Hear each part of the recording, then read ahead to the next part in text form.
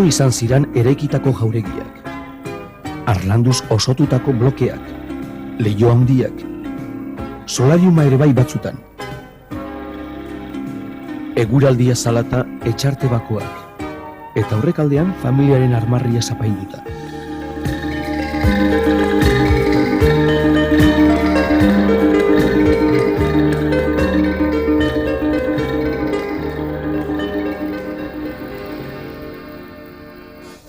Elorriok, eukan kokaguneagatik, estrategia eta kontrol gune zereginak betetzen ebazan. 1728 urtean, esate baterako, izurritearen aurkako osasun kontrola bertan jarri eben.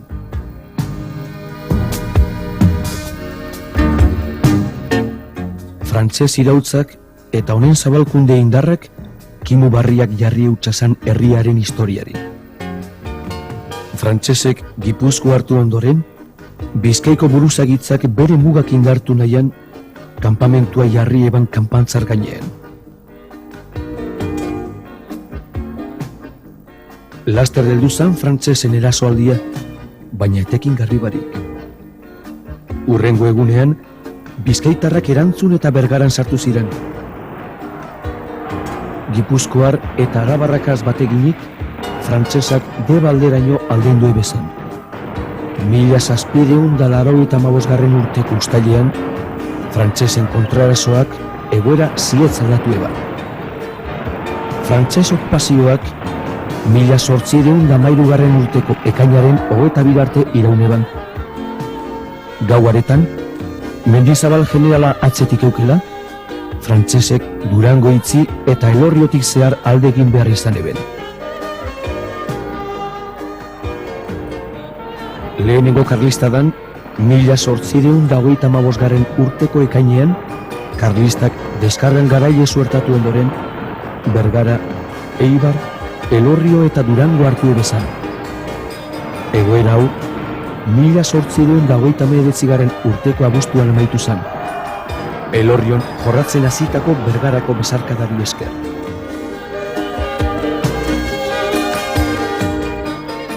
Amoribetako hitzarmenak Nizeto Urkizu Elorriarrak sinatu eban, baina Karlos Zazpigarrenaren onarpen bari. Bigarren karlista da, 1872etik 1876 urtera luzatu zen. Lizarra eta Montejurrakoa euren garaipenik handienak dira neurri berean, Bilboko setioa da porrotik aipagarrien. Martínez del Campo bastanetik sartzen zan bitartean, Kesadak Bizkaia aldetik ekin eutxon eta karlistek Balmasedatik Elorriora ihes egin behar izan eben. Durango aldetik jasotako erasoak zirelata, Elgetako bidea hartuz Bizkaitik aldendu ziren.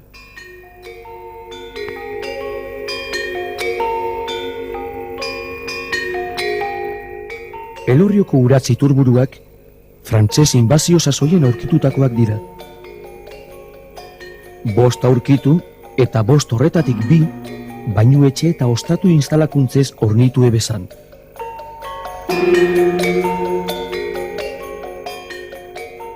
Zendaurroneek azaleko gaitzak, erpeak, oduluzkiak, beranzkoak eta bare, giltzurrun eta gibeleko gaitzak osatzeko erabiltzen ziren.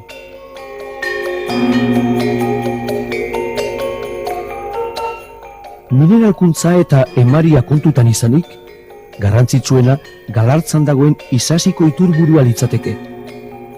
Berau da, bainu zaharren oinarria. 1826 urte aldera, beranduago bainuetxea egongo zan tokian, baigo zan erabilpen publikorako egindako barrako jantzeko batzuk. Baina benetako instalakuntzak 1840 urtean eraiki ebezan.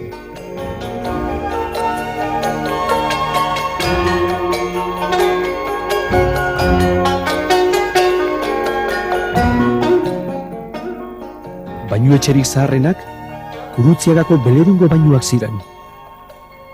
Ura, Iguriako Santa Katalinako iturburutik hartzen eben. 1826 urtean eraiki ebezan, eta Bizkaian sistema terapeutiko hau erabiltzen lehenak izan ziren.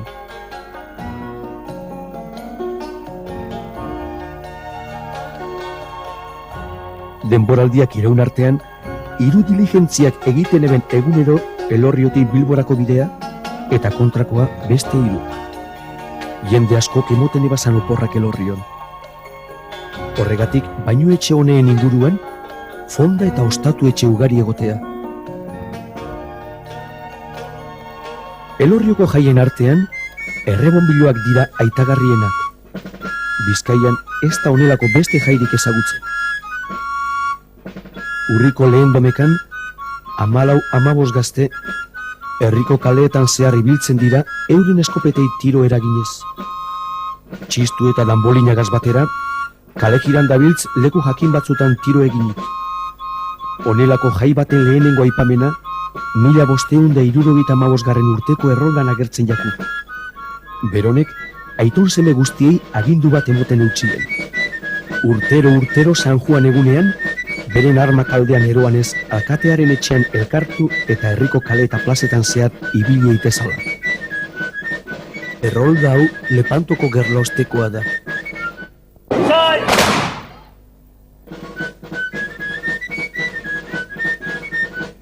Bestetik, errebonbiloek Lepantoko guda gogoratzen duzkuela esan izan da. Guda honetatik bueltan etozan Elorriotar gazte batzuk, herriratzean Errosarioaren Ama Birjinaren prozesioa kaletan zehar ebiloela ohartuta, tiro eginei eben beronen omenez.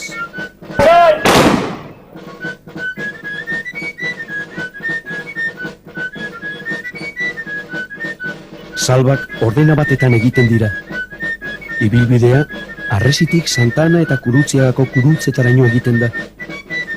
Tiroetako bat, Larreategiren jauregiaren aurrean izaten da. 1524 guda eta liskarren osteko barealdiaren hasiera gogoratzen dauen harriak honela dinoen toki berean. 1524 urtean, maiatzak 8, domekaz, Pasko sasoi bueltan, gehiegikeriak baretuz, Juan Gómez Ipare.